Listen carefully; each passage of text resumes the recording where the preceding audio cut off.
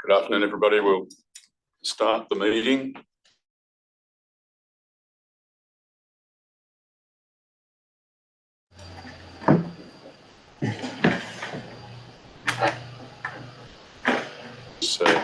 Chairman, the third specialist member, and from the Shire of Murray, we've got councillors Bolt and Rogers, and later on we'll have Councillor Hill and Councillor Jones from the City of Joondalup.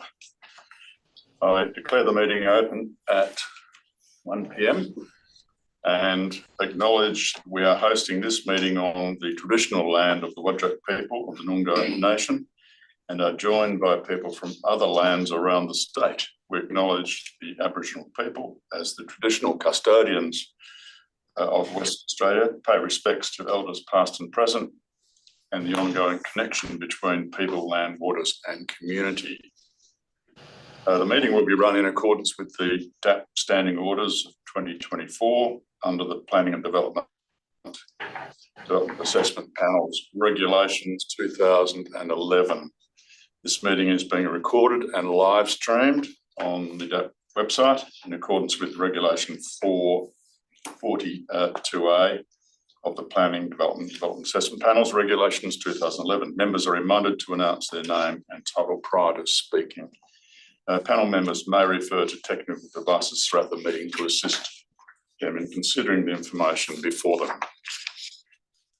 Move on to Part B, the Shire of Murray application. I'll seek declaration of due consideration from panel members, please. Could you indicate that you are familiar with the documentation before you?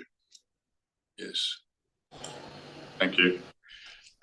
Disclosures of interest. Are there any disclosures or declarations of interest? No. Okay, thank you very much.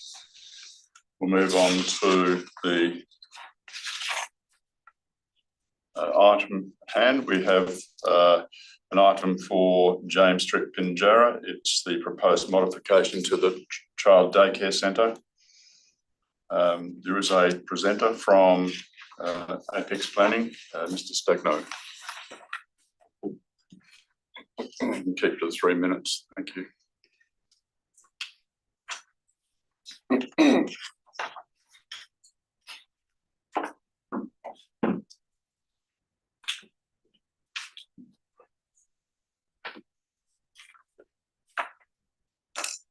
Great, thank you very much, Presiding Member. Good afternoon, panel members and local government officers.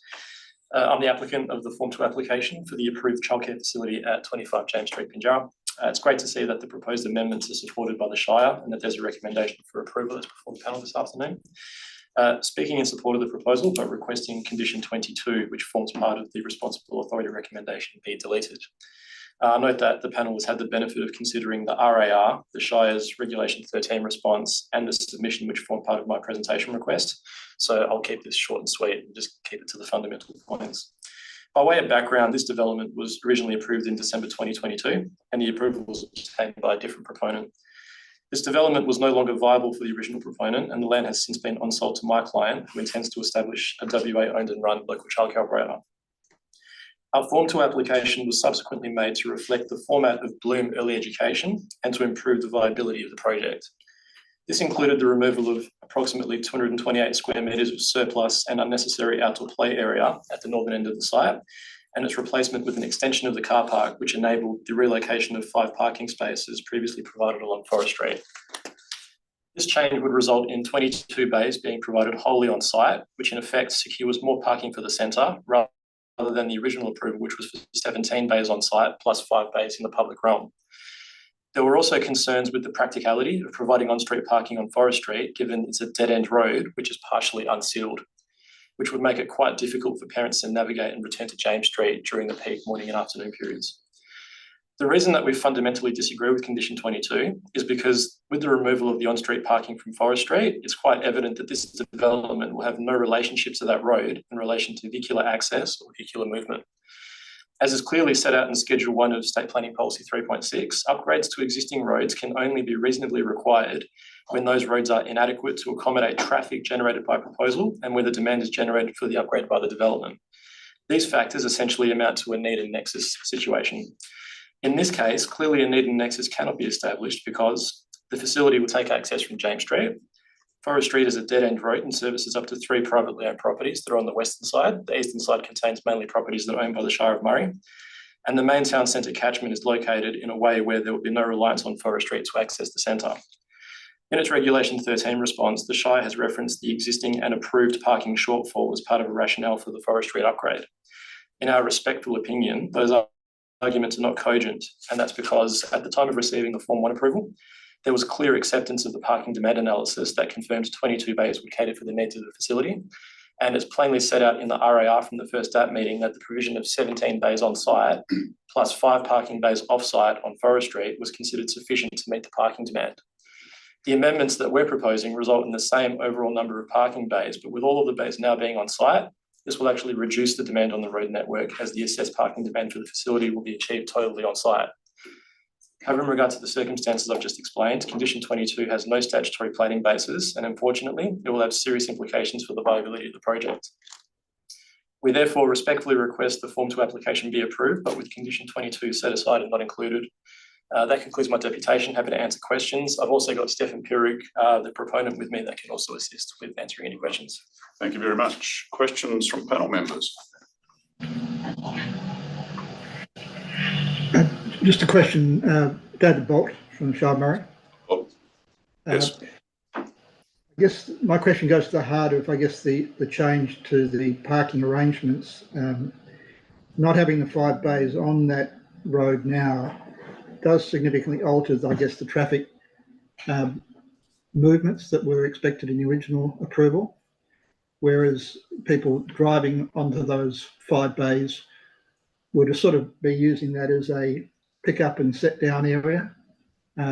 Maybe it wouldn't be gazetted as such, but in reality, that's probably what would have happened.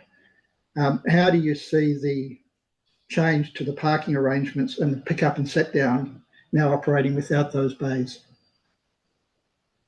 Thanks for that question, Councillor Bolt. Well, to be perfectly honest, pick up and set down is not really a practical element of a childcare facility, because in reality, the children will be accompanied from the vehicle to the entrance and dropped off, and then the parent would return back to the vehicle.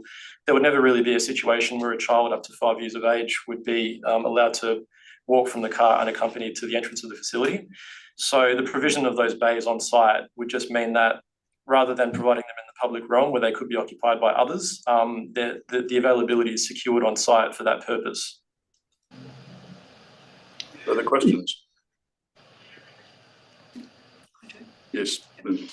Thanks, Alessandra. Have you done a cost estimate as to what Condition 22 would cost if your client was to accept it? I don't believe we've gotten that far, have we, Stefan? We've had some estimates, but depending on the overall condition and how much of the road, but we've done some estimates, but we haven't gone into full detail on it. Okay, because I would like to get an idea as to what the dollar value might be. Maybe that's a question I could ask the council. I think the Shire would later have that answer. All yes. Right. Further questions of the presenter? No. Okay. Thank you very much. Oh, sorry, Councillor. Yes. Sorry, yes, Councillor. I know in the original report it mentioned that 22 parking bays would be sufficient, but the original number required was 32, so that 22 was already 10 less, as accepted as the last application that was accepted. So if there is a need for overflow parking, which would be, I imagine, quite reasonable, where do you see that happening if this proposal goes and there be nothing allocated on street for on-street parking? Yeah, thanks for that question. So that is actually an interesting question, because during the Form 1 process, there was a traffic assessment which provided quite a detailed analysis of the parking demand. That analysis demonstrated that 22 bays would be required at the absolute peak periods of the centre. And if you look at the way the assessment was done in the RAR, there was acceptance that the parking demand would have been met through the provision of 22 bays, of which 5 would have been on Forest Street. So regardless of where those 5 bays go, there's still 22 bays servicing the development. So I don't really see the situation where overflow would be required elsewhere if the bays are shifted from forestry to the site. Further questions? No? Okay, thank you very much. We'll move to Mr. Delahunty. Do you wish to make a statement or just taking questions? Yes, thank you very much, Presiding Member. And thank you for offering me an opportunity to say a few words. And look, I did circulate a Regulation 13 response that did cover off on the nexus for this contribution. And I think I'll just touch on some of the key points from that submission that I made on Friday. So just for context, forestry, it's not currently an operational road. It's gated and it's not constructed for the full way. And that's because it's essentially a greenfield situation where there's no demand, and there hasn't been a demand placed upon this road to be used as part of the town centre street network. It is only with the maturation of the Pinjarra town side that demand and that impetus for the upgrade of forestry arises. This development, it generates a significant amount of traffic, 400 vehicles in the day, 40 vehicles in the peak hour. And because of this, it will have an impact on the public realm, not only on forestry as it is upgraded and as it is upgraded eventually, this will deliver cars, bicyclists and pedestrians on forestry, but there's also the fact that there's a 10-bay shortfall delivered by this development.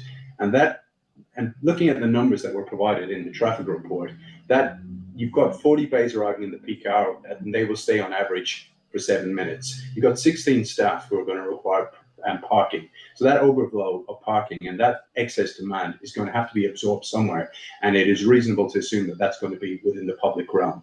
So when we turn to infrastructure contributions, State Planning Policy 3.6 is very clear that you don't need a development contribution area for road upgrades.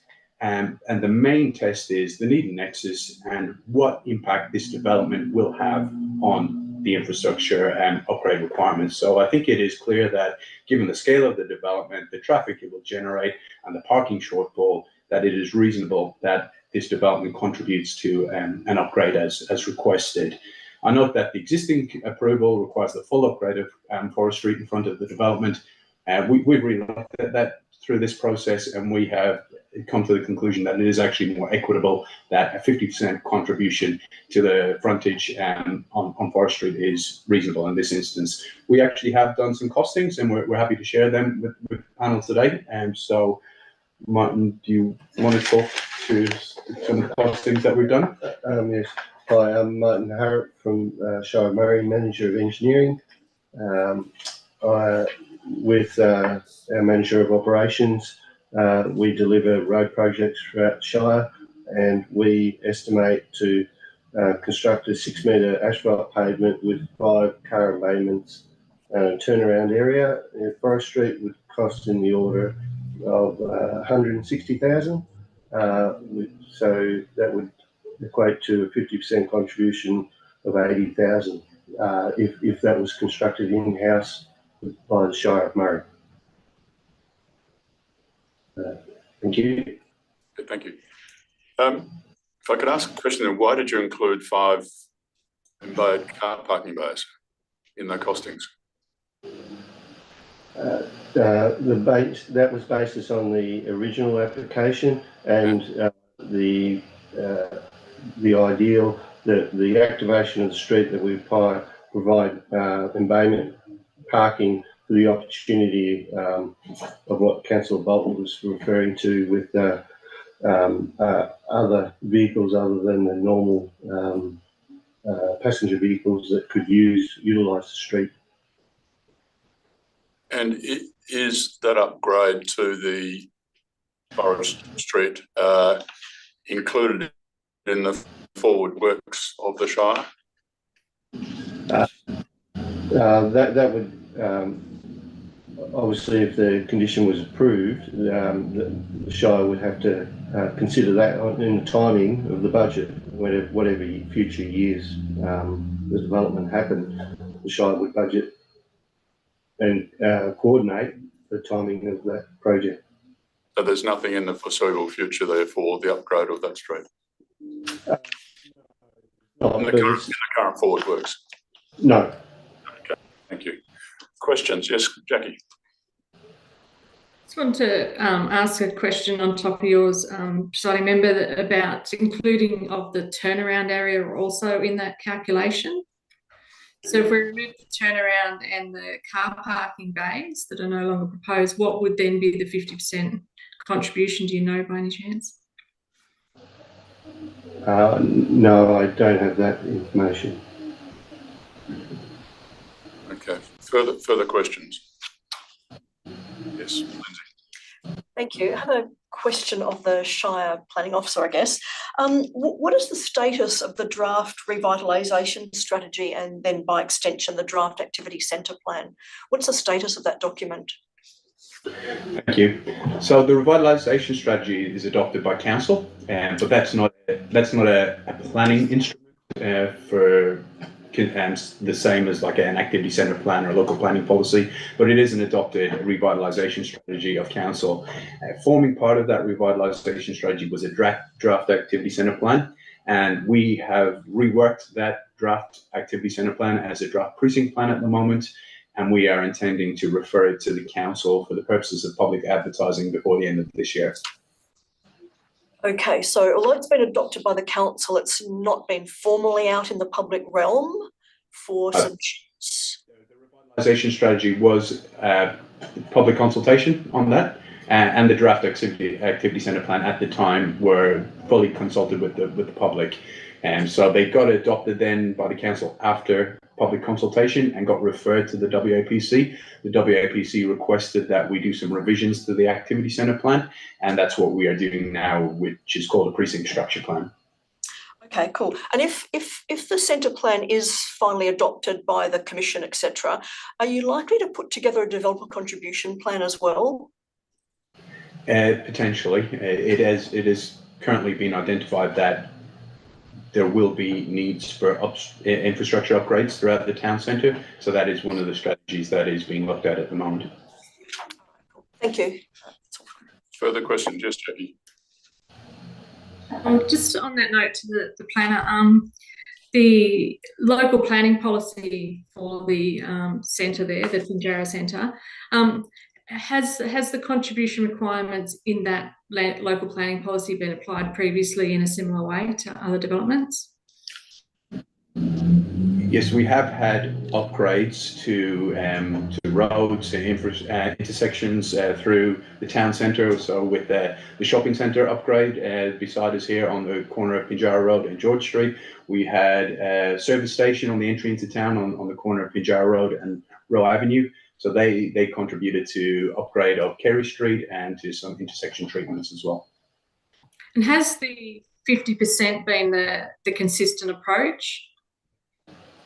I can't recall off the top of my head, unfortunately, but generally the principle that we look at is equitable sharing of costs, and given the exposure to the frontage along Forest Street here, it's similar to the way subdivision approval goes through the WAPC. Generally, through a subdivision, there is a requirement to upgrade the frontage for 50% in my experience.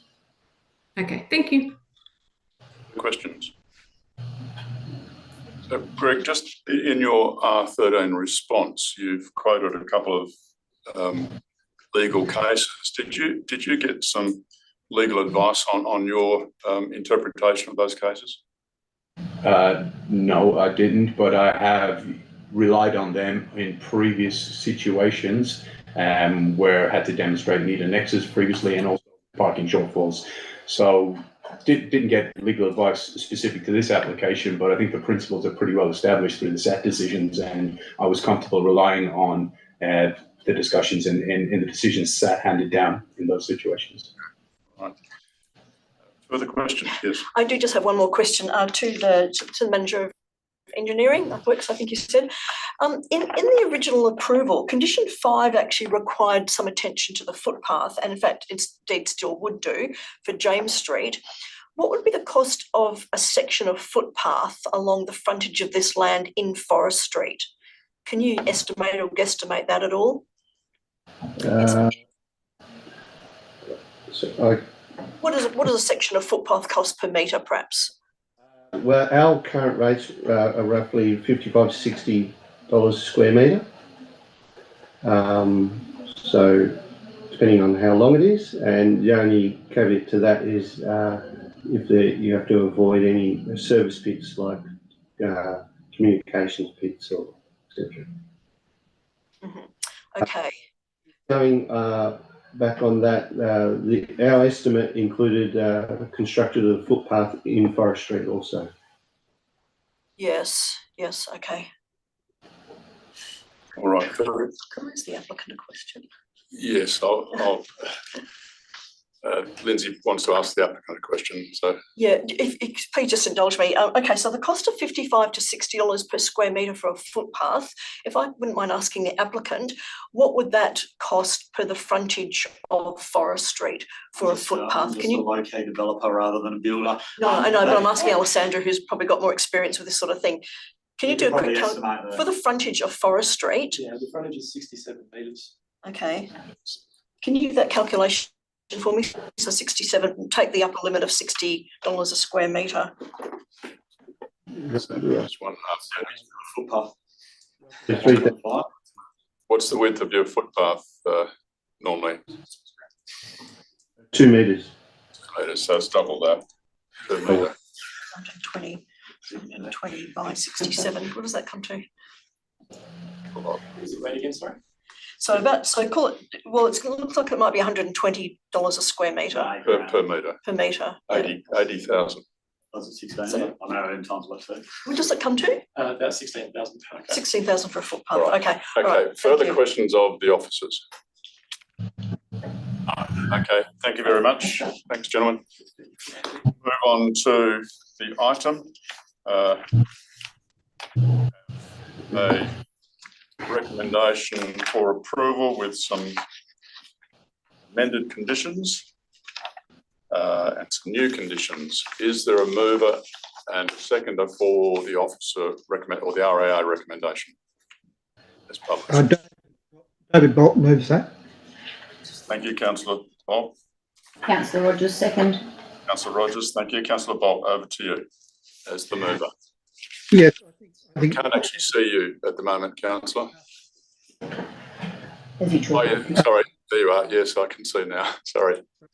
Deciding member.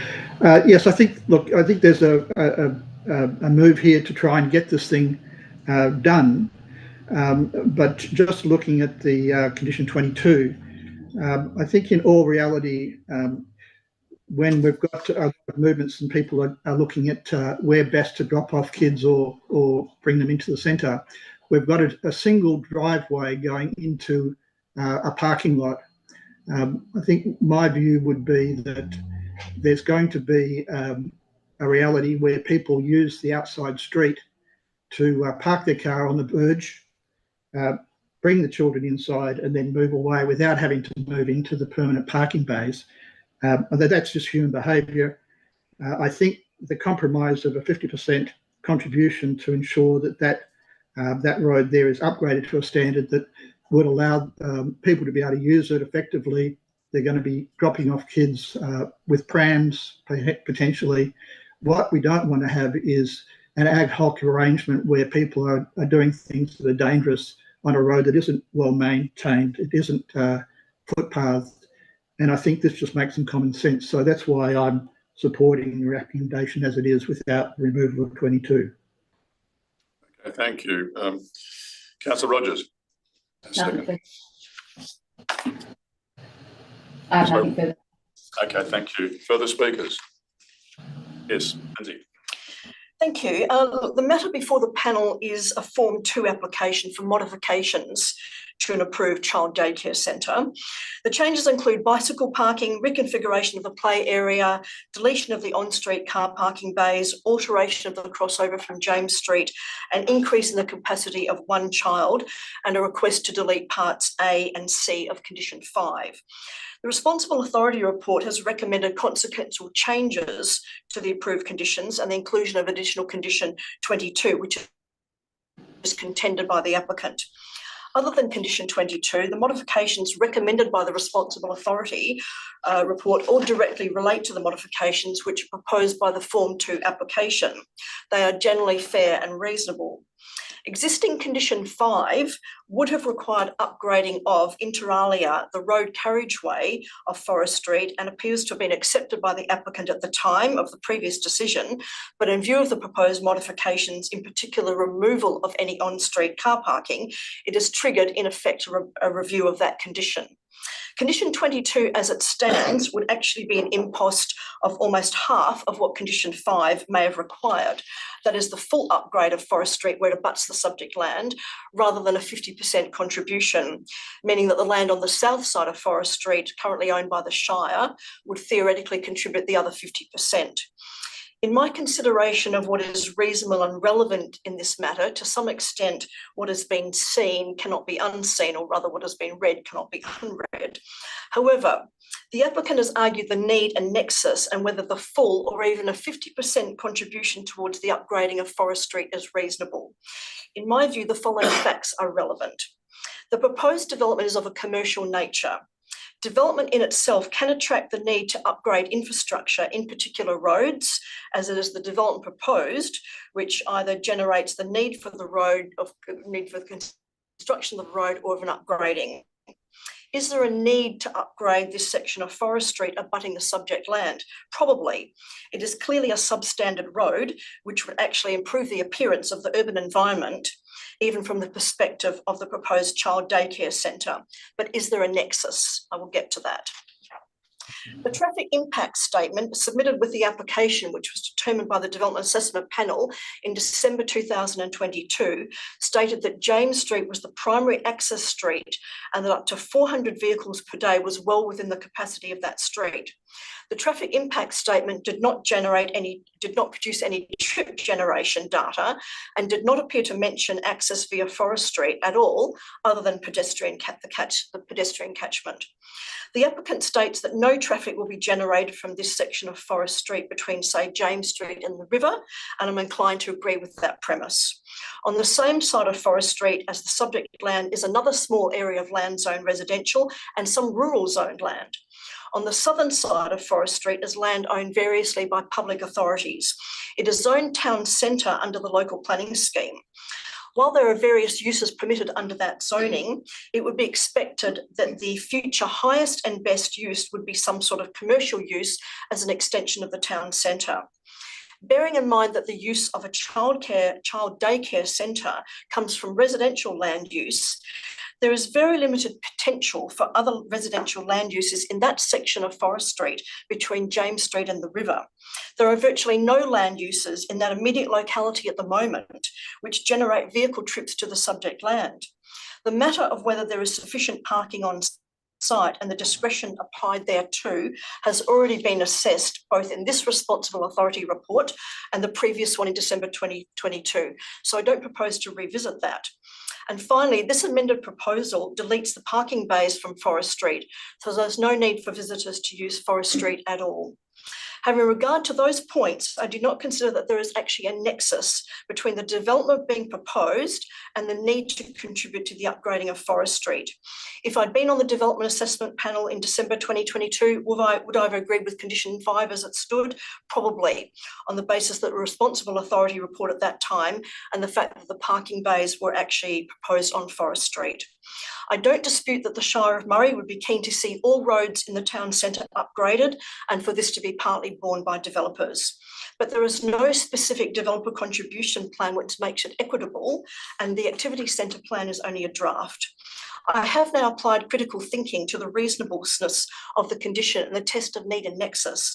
Accordingly, I don't support the inclusion of condition 22. The development itself is not contributing to the need to upgrade Forest Street. Accordingly, I would move a motion to delete condition 22. Right, we have an amending motion to remove or delete proposed condition 22. Is there a seconder for that? Okay.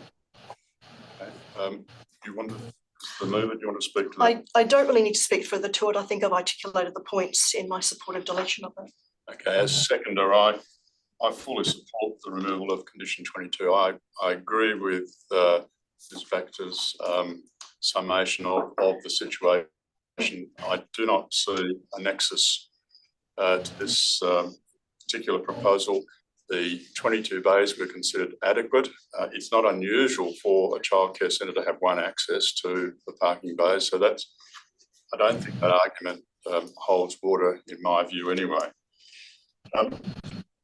So I don't propose to say any more other than I just do not see the nexus in this situation.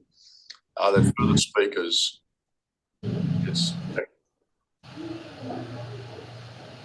I have a slightly different opinion to it. I don't believe that 50% may be equitable, particularly when the calculations are including turnaround areas. But I do feel that there is a nexus because there will be overflow parking into Forest Street, particularly when you look at the breakdown of the car parking. We're providing 22 bays on site. We've got 16 staff, so that leaves 8 visitor bays for 101 children.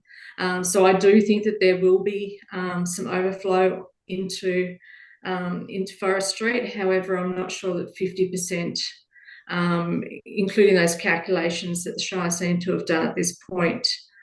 So I think that there is some room for moving, and I would move a modification to that condition that would allow some further discussions between the applicant and Shire to determine an equitable upgrade. So are you moving an amendment within the amendment? I think we need to deal with it. We need to deal with this amendment first, and then you can present your amendment. Okay. So I'm not, any further? okay. Yeah, Sorry, I guess in summary, I'm not supportive of the complete deletion. Okay. All right. Are there any further speakers on that amendment? No. Okay, back to you as the mover to wind up the debate on that amendment. Thank you. I really don't have anything further to add. I'm supporting the deletion of condition 22. Okay, thank you. I'll put that amendment. All in favour? Against? That's lost. Okay, thank you. Jackie, to you then.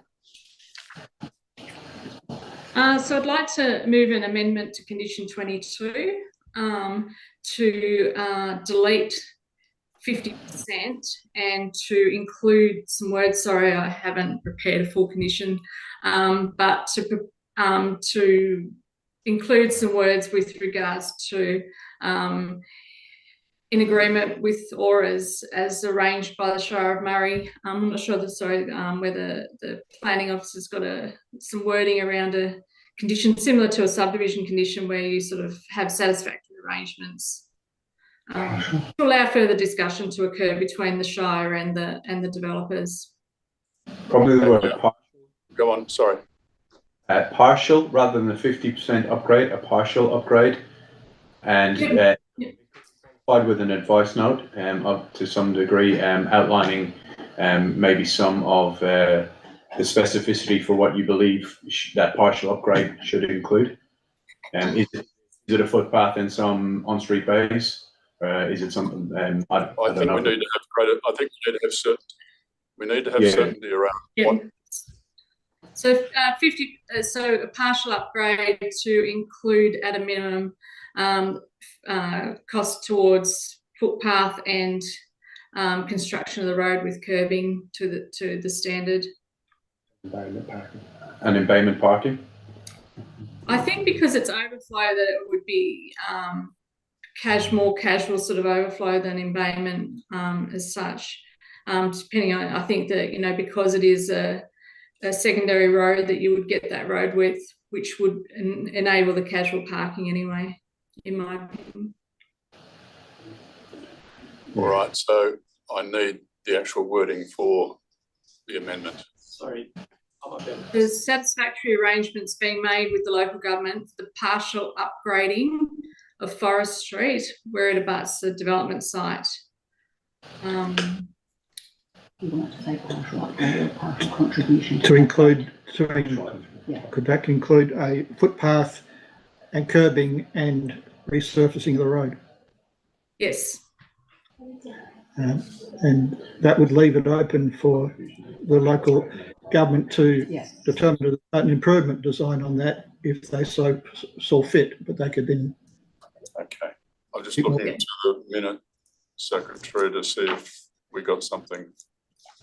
I got some bits, I can't say I got an entire condition out of that. Okay. Perhaps if we can just read out the full condition. Yeah, so come again with the condition, please.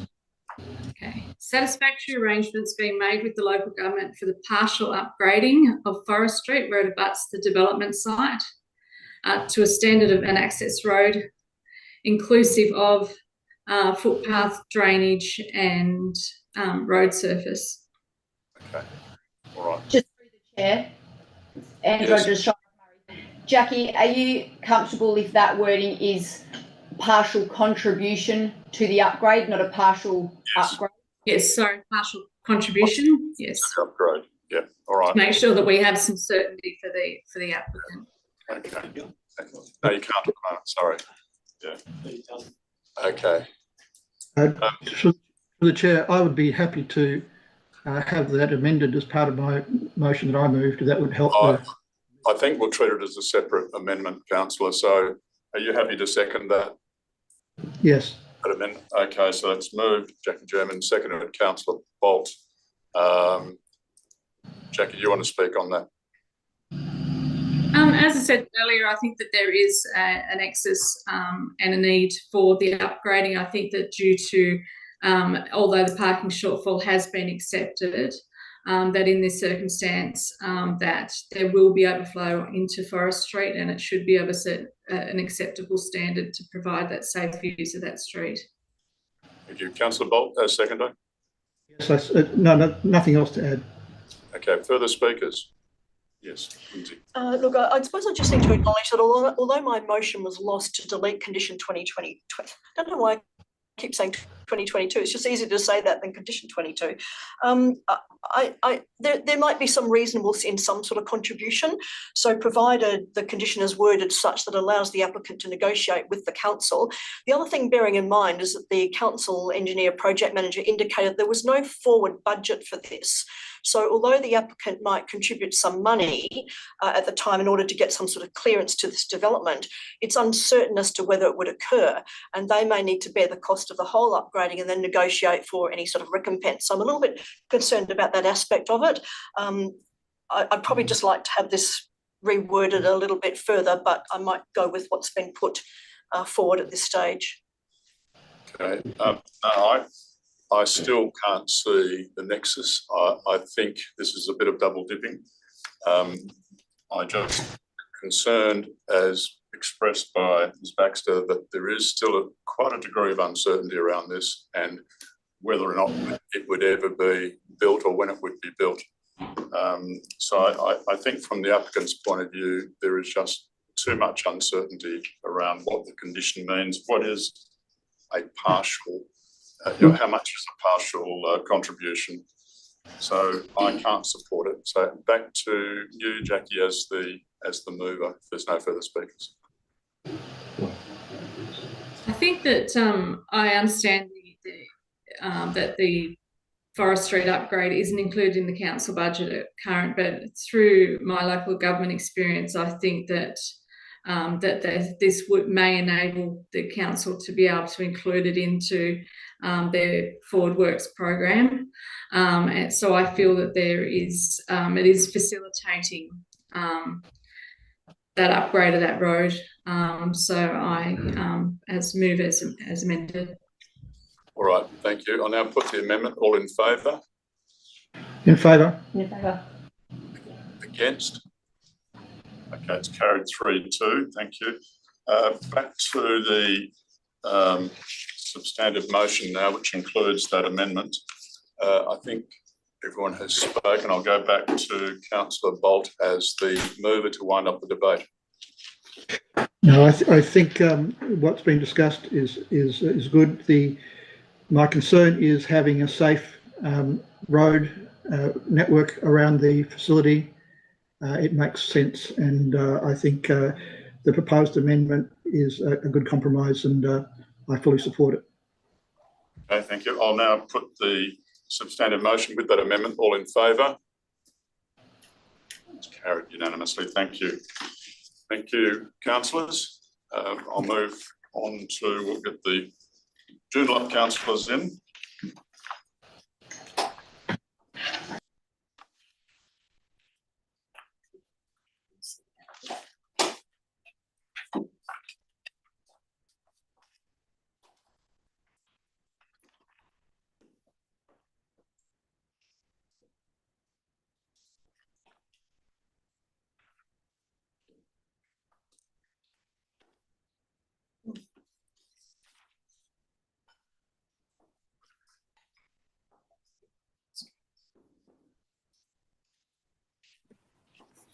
Testing, Nigel Jones, City of Joondalup.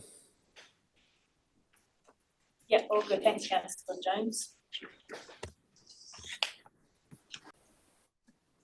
Testing, can you hear?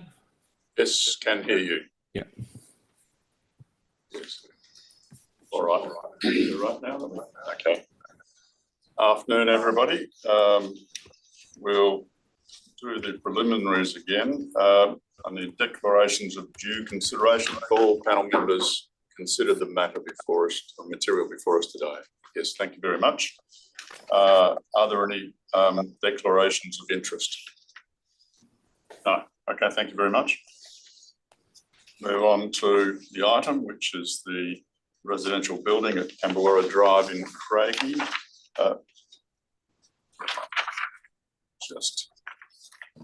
Okay, we have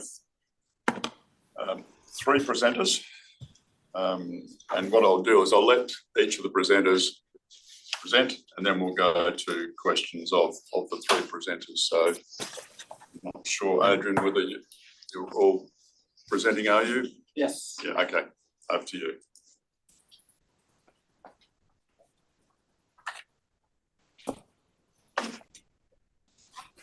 Thank you, presiding member, and good afternoon. My name is Adrian Cagnano from Hatch, representing Whitford's Catholic Primary School and making a deputation on item 3.1.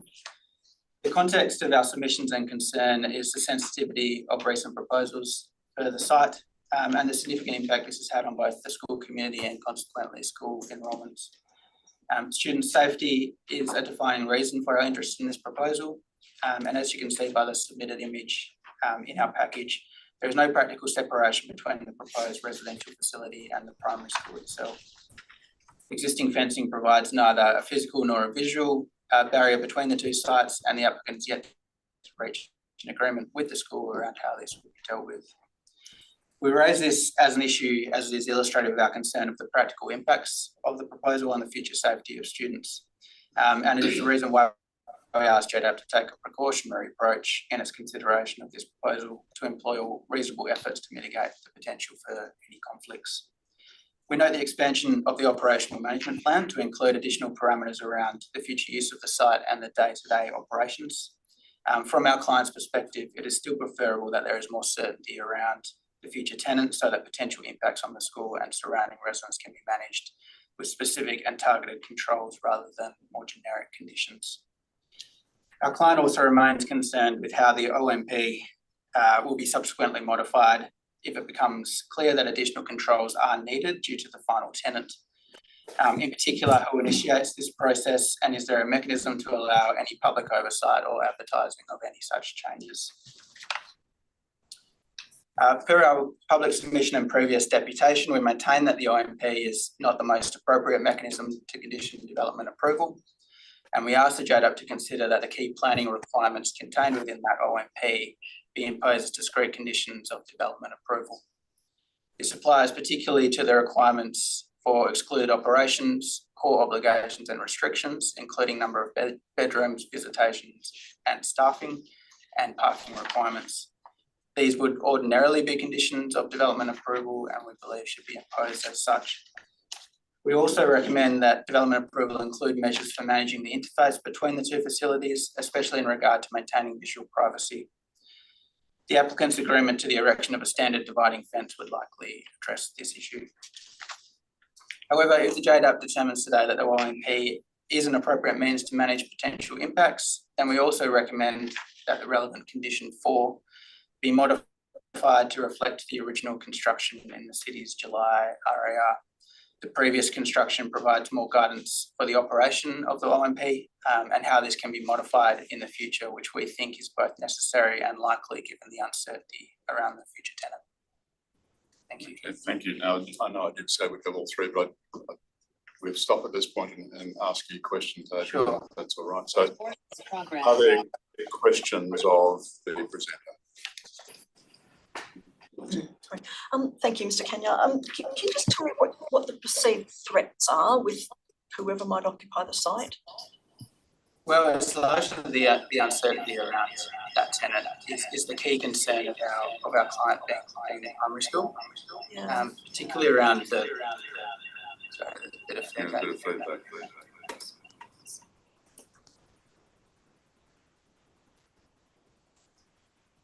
Just be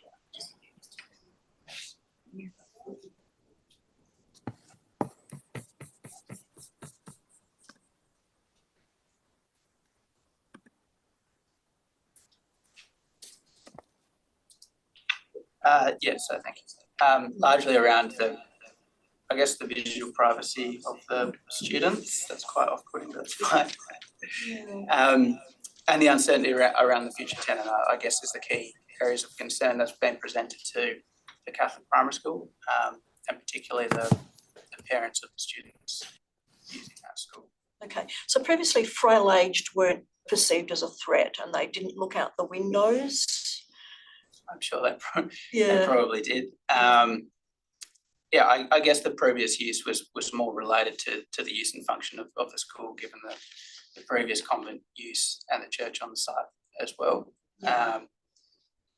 So yeah, it's largely the uncertainty around the future tenant, which is our primary kind of concern. All right, okay. So what sort of use would you give the school concern?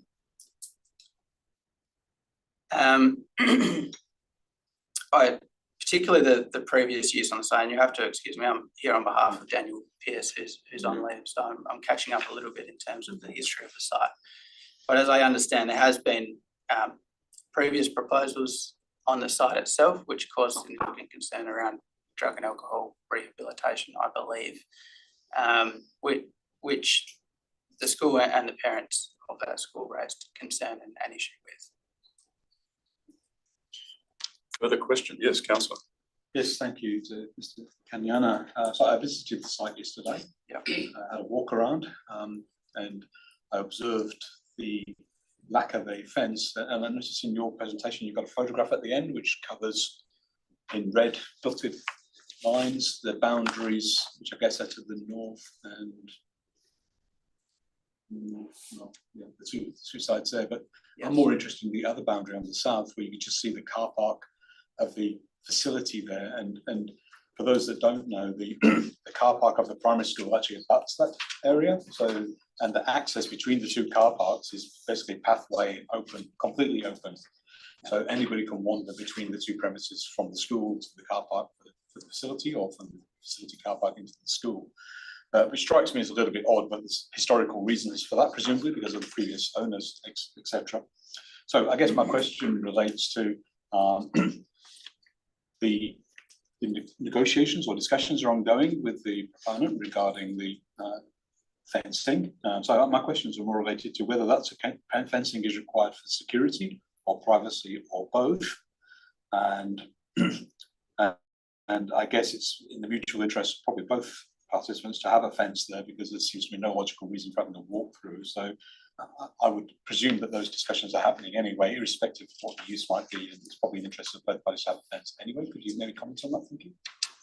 Yeah, well, that's certainly our opinion as well. I think you're right in terms of the historical use of the site has resulted in a lack of a dividing fence between those two properties. And it's certainly preferable from our client's perspective. And I think conversations have been initiated around the erection of a dividing fence, given the change of use that's now on the table, and it's certainly preferable that we reach an agreement as such on that fence. Right. Okay. Further questions? So, just want to have one more. Oh yes, in your presentation, you've referred to school enrolments being affected by potential usage of the site. So I guess that's a motivating factor for the school to have defence there anyway, because that just effectively shuts up that argument, I guess. And maybe you can comment on that specifically since you raised it to this point. Yep, I don't have the numbers with me, and the principals can't be here today around school enrolments, but certainly particularly the previous application for the site had a significant impact on the school, as I understand. And on the advice of the principal, that has impacted school enrolments. Thank you. Thank you. Further questions of the presenter from panel members? No? Okay. Yes, question. Councillor Jones. Yeah, just regarding looking from another point of view, what's the noise levels like from the school going to the applicant's site? Thanks for the question, but I don't know exactly. I know schools, obviously there's playgrounds and the like adjacent to proposed residential use, and I'm sure again a fence would probably be a suitable mechanism to begin to address those type of considerations between the two uses. So yeah, we don't have a noise report per se, as we're not the applicant for this, but yeah. Okay, thank you. All right. Thank you. All right. No further questions. Thank you for that. We'll move to the applicant's presenting. And just while you're doing that, I was remiss. I didn't declare an interest that I have. My daughter lives in Camberwara Drive in Craigie, but Camberwara Drive, if you know it, is a big loop, and she lives right around the other side, so nowhere near this side. And it was approved by the executive director. Over to you, Regan, and yours. Thank you. I think I have a PowerPoint.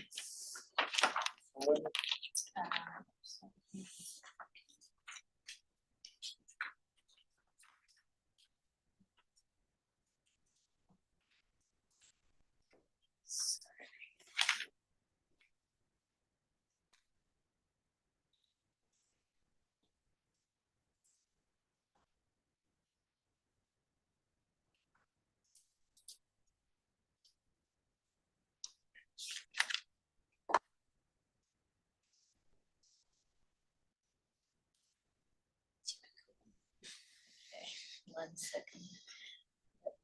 Just do it by mine. We just speak to it, not to the screen. I'm sure probably everyone's got it in front of them anyway. Necessary.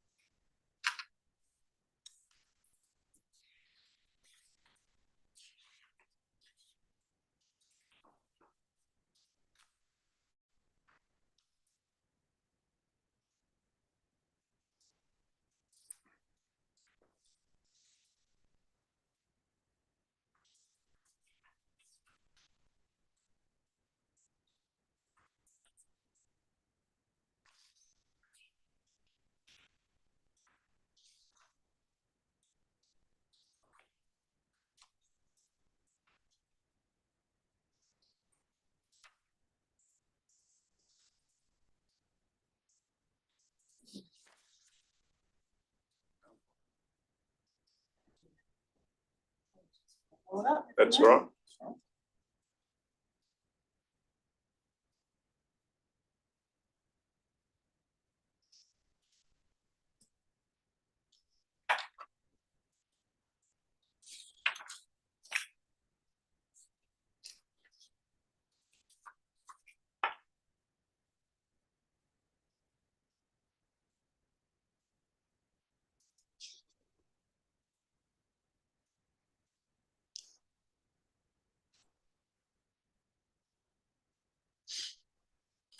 Hi, it's Catherine from the City of Joondalup here. If it's the presentation that was in the attachment that came through, I've got that on my screen if you want me to share that. I think I've just got it up. Thank you so much, Catherine. Apologies for not having that earlier, but I'm just sharing it presently.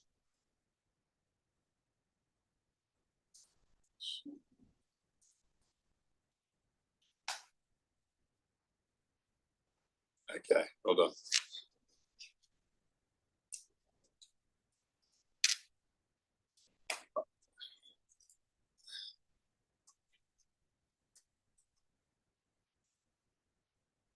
Okay, over to you, Ruben. Beautiful. Thanks, guys. Good afternoon, panel members. Thanks for the opportunity to speak in support of this one again, since the panel's decision to defer sort of some 90 days ago, I think it was now. Just briefly, I just want to touch on support for the recommendation of approval from the city and all proposed conditions. There aren't anything we want to change or alter or anything like that.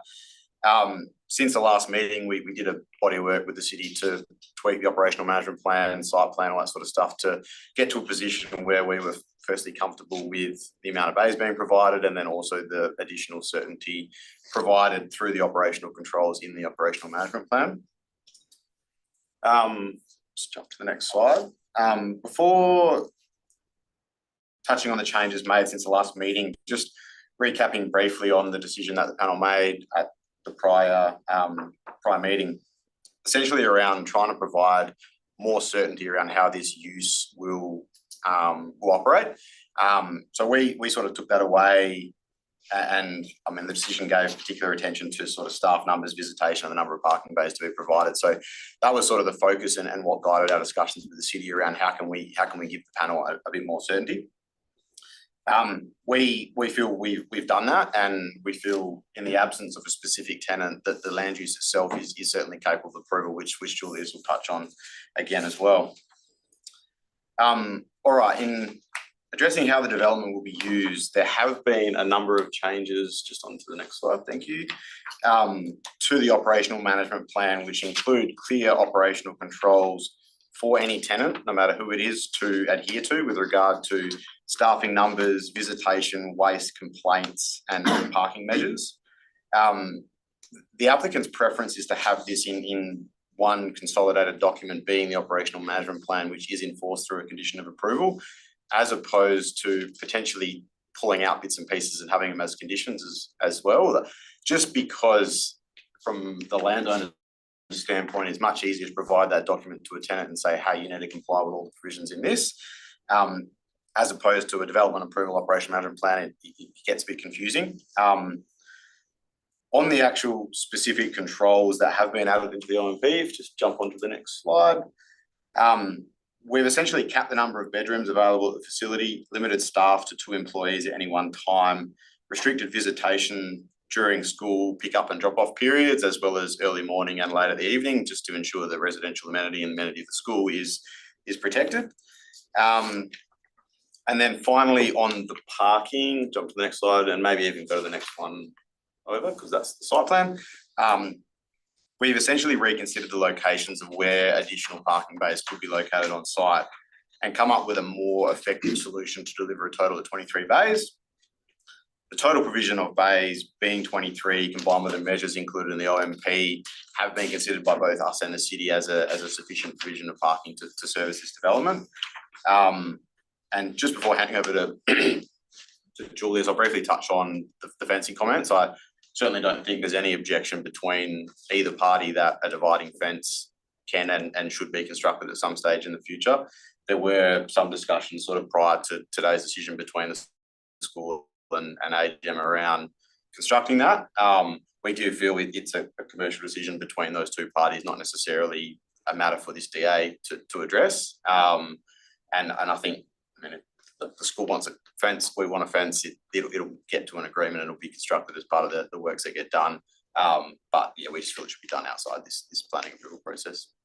Thank you. Thank you, Julius. Thank you. Look, you've got the copy of my presentation request form there. I don't propose to say too much more about that. Look, the applicant is obviously aware of the sensitivity around the previous proposed occupants of this site, and therefore there are some residual concerns about future occupants, but the bottom line is that we say the identity of occupants is not a relevant planning consideration. That's an established principle going way back to the Aboriginal hostels case, one of the first cases in the Town Planning Appeal Tribunal in the 1970s. Planning is about amenity impacts. It's not about issues due to race, age, gender, health, socioeconomic stereotypes or anything else. In that respect, this development is actually no different to any residential development. You don't know who your neighbours are going to be. You don't know who your neighbours are going to change to be. Could be anyone from a classical music lover to a motorcycle enthusiast. And same in terms of customers, you've got a retail development, might be anywhere from a high-end jeweller through to someone selling streetwear. You're going to have many different types of customers. You're not going to be able to predict the precise impacts that you're going to have in relation to those. The management plan in this matter is comprehensive. It includes measures to address all manner of potential amenity impacts. It also expressly limits or excludes certain types of tenants that might otherwise fall within the residential building use class. And perhaps most importantly, often these sorts of things, you have your management plan actually prepared and approved by the local government subsequent to the grant of a development approval. Here we're in the very fortunate position of having a management plan that's already been prepared and approved or recommended for approval by the local government as part of the development application itself. So there's a very high degree of certainty about what can be in there and what's been agreed to be in there. And for those reasons, we're happy to recommend that the matter be approved with the conditions as proposed. And if there are any questions about that, I'm happy to address them. Thank you very much. Questions from panel members? Yes, Councillor Jones. Question for Regan. How long has the property actually been empty now, time-wise? I might just defer to Ben quickly from AGEM to respond to that one. He's a little bit more intimately involved in the day-to-day operation. Hi, Councillor. Thanks for the question. We've owned the property for almost 12 months and it's obviously been vacant since that period. Shalom, as the previous owner, I don't believe occupied other than potentially for a caretaker. So possibly coming up to 2.5 years now, at a guess. Yeah. Okay, thank you. Further questions? Yes. I've just been trying to find it in some of the documentation, but what's the capacity of the buildings? There's 32 bedrooms. Okay, I thought it was 32 already. Yeah. Now, I did have a look at the operational management plan and it precludes certain types of clientele. What are the other options? Yeah, so I mean, Ben's probably better to speak to because there is a leasing campaign going on to find a potential tenant. Okay. So yeah. Yeah, I can probably reiterate the comments that I made previously to JDAP in providing some guidance as to the type of tenants that have expressed interest. I should say that previous tenants who had expressed interest are now no longer interested because of the time delay in terms of certainty around being able to move in. I can tell you that the two most recent interested parties were both not-for-profit organisations. Both of them looking to accommodate a similar cohort. The most recent inspection I had was for a group that identified the property as potentially suitable for two types of people. One was people over the age of 55 who are either recently widowed or coming out of a relationship breakup, who potentially haven't had a long period of workforce or haven't contributed to superannuation over a period of time, who are looking for some type of affordable based accommodation with peer-to-peer support. The second cohort that was represented as potentially a suitable tenant for them that they identified the property might be suitable for were women with newborn babies that were previously in accommodation that may have suited them prior to childbirth, but post-hospital that accommodation doesn't necessarily suit them. To be clear, that wasn't DV related accommodation. That was a separate interested party that had expressed interest previously. This is women who have been in a situation where it might have been couch surfing or temporary accommodation that doesn't suit doesn't provide a suitable home for a mother and a child to go back to, and the peer-to-peer type of arrangement would allow for additional motherhood-based education facilities to be provided, services to be provided at the same time. So everything from breastfeeding to changing nappies, etc. So that's a range of the accommodation types, but they're the most recently interested parties. Okay, great. Thank you. Thank you. Further questions? No? Okay, thank you. Oh, sorry, Councillor Jones. Yes. Thank you. So just want a clarification on that, Ben. So is that single mums or couples with new children? No, for single months. Yeah, Okay. and I should just for transparency, definitely confirm that's not a tenant who has signed a lease and is ready to move in, but that's just the most recent interested party that we have that has expressed interest in occupying the site. And the other one was the 55-year-old people who were looking for affordable accommodation. Correct. Yeah, and the cohort specifically limited in that respect. Which was also similar to the other not-for-profit organisation who had a similar potential use in mind when they most recently spoke to us. Thank you, Ben. Thank you. No further questions. Thanks, gentlemen. Move to the city. Catherine, did you want to make any comments, or have you just take the presentation? Was there another? No. Catherine, sorry. I'm happy to answer any questions that anyone's got. Thanks. Right, thank you. Questions of the city? Yes, councillor. Yes, thanks to presiding member to Ms. Temple. I know the feedback from a community consultation on this matter didn't identify who responded specifically. Could I just check with you whether a response was received from the Nido Childcare Centre, and if so, what their position was? Oh, I'm not sure off the top of my head if the childcare centre provided a submission. Just let me have a quick look at that.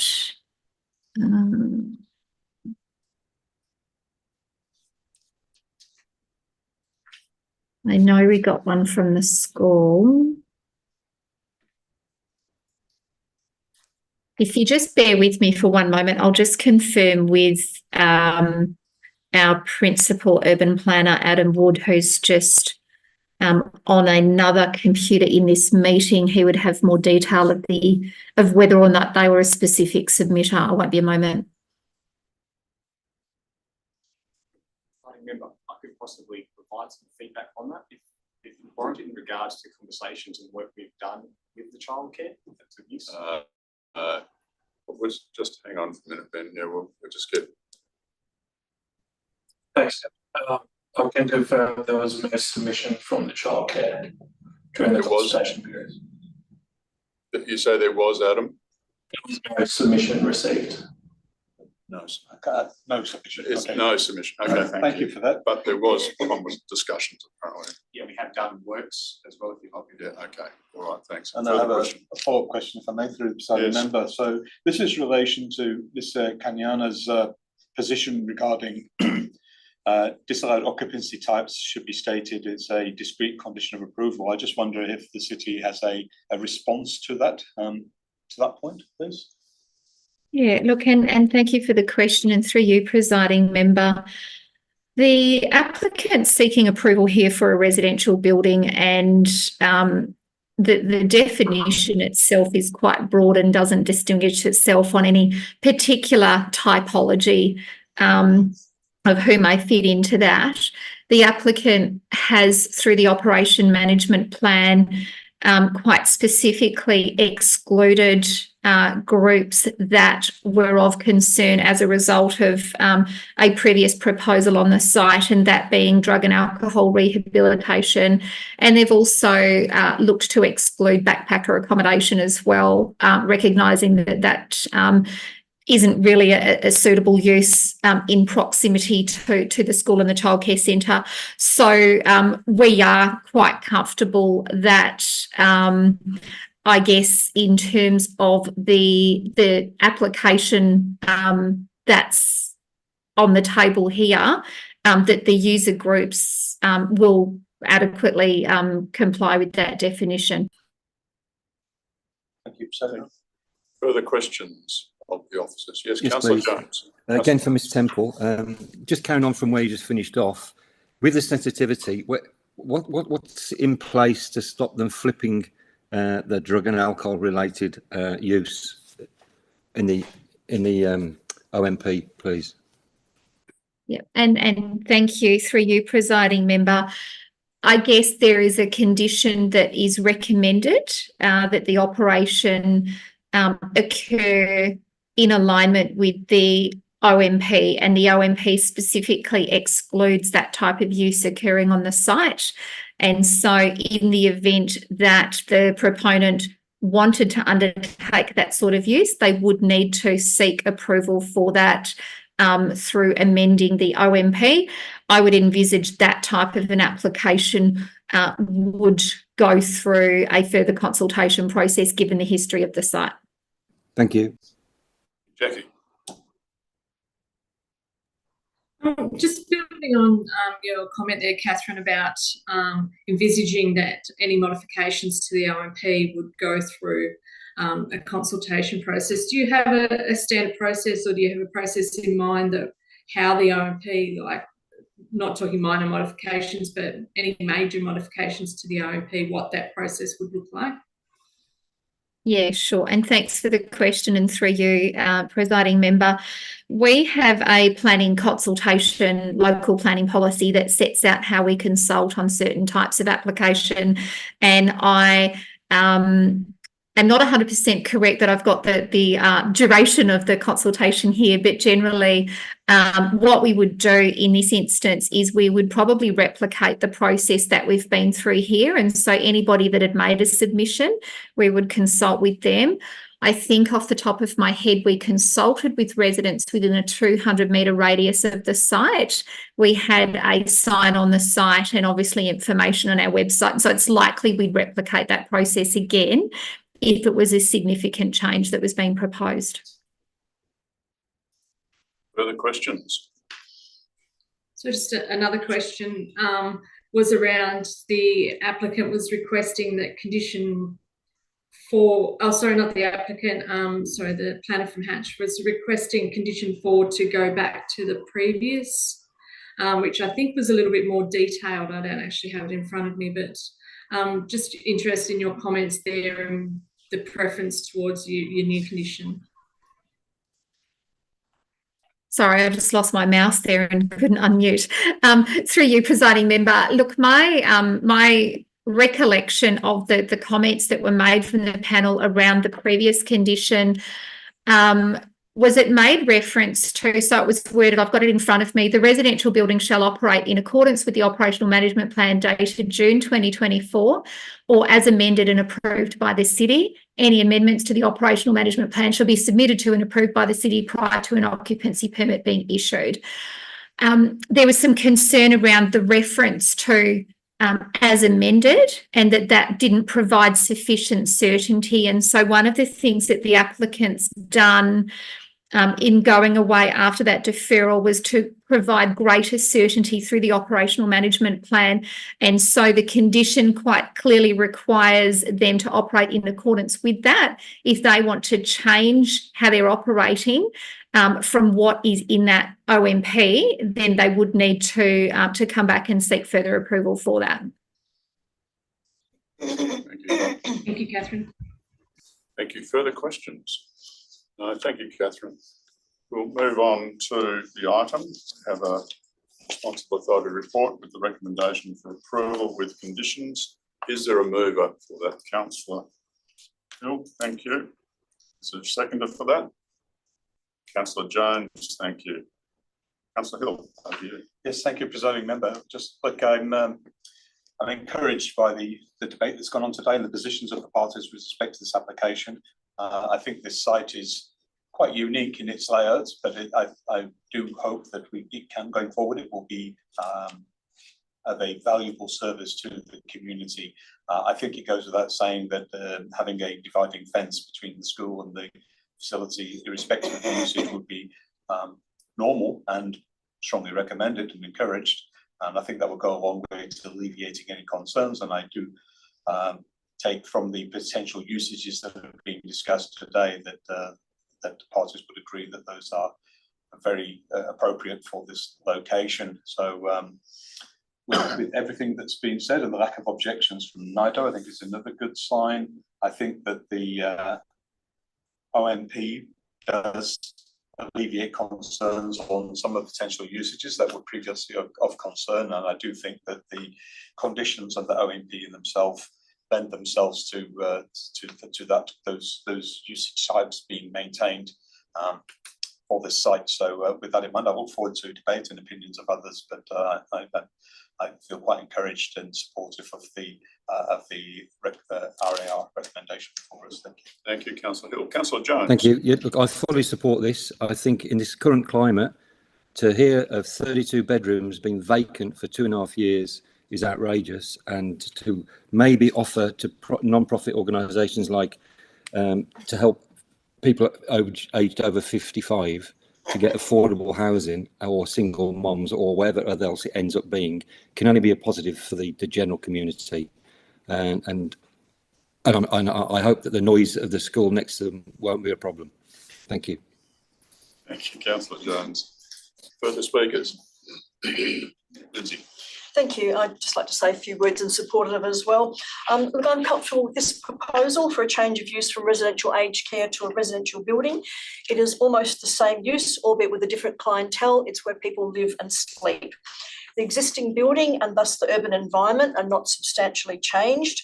I did note the objections from the adjoining landowner and in some of the public submissions. The matters raised by Mr. Kanyana on behalf of the Whitford Primary School seem to be more a matter of jurisdiction under the Dividing Fences Act rather than planning. The school and the applicant for the proposal are encouraged to resolve that. The operational management plan, which precludes some of the people who may be perceived to undertake behaviours that might restrict residential amenity, are not supported under the OMP. So although no specific clientele has been identified, the applicant did put forward a couple of options of non-profit organisations, and it seems to me that it might also be people perhaps on a housing waiting list or even NDIS participants. I'm of the view that the operational management plan can manage any on and off-site impacts for the change in use, and accordingly, I'm also prepared to support the proposal. Thank you. Further speakers? Jackie. Yeah, I'm also supportive of the proposal. I think that the amendments that have been made in consultation with the city have provided us certainty and clarity, and that I'm confident that the OMP, any amendments can be managed through the city's usual processes. It was also good to see some additional parking placed on site, and I also of the opinion that fencing is probably a matter outside the DA process. Thank you. And I too support the proposal. It was never about the change of use for me. It was always about getting greater certainty around the way this thing would operate and the parking, because I think previously there was a reference to some parking being in a different location. So it's now, for me, it has greater certainty. So I'm more than happy to fully support this. Back to Councillor Hill to close debate. Yes, thank you, Presiding Member. I appreciate the input from all the panel members today. And I would reinforce to Mr. Ganyana and the school that I think they will be aware from this meeting today that each of the panel members also shares concerns for the security and welfare of the school children. And I think you can see that that's been borne in mind in the discussions today. So I encourage all members of the panel to support this recommendation. Thank you. I'll put the motion. All in favour? That's carried unanimously. Thank you very much. Just to move on, item 4, there are no Form 2 DAP applications, no SAP reconsiderations. There's quite a list of other SAP matters there. I'm asking if there's any general business, and I'm not quite sure what there might be, but there's none. Thank you. And I'll close the meeting at 2:18. Thank you for your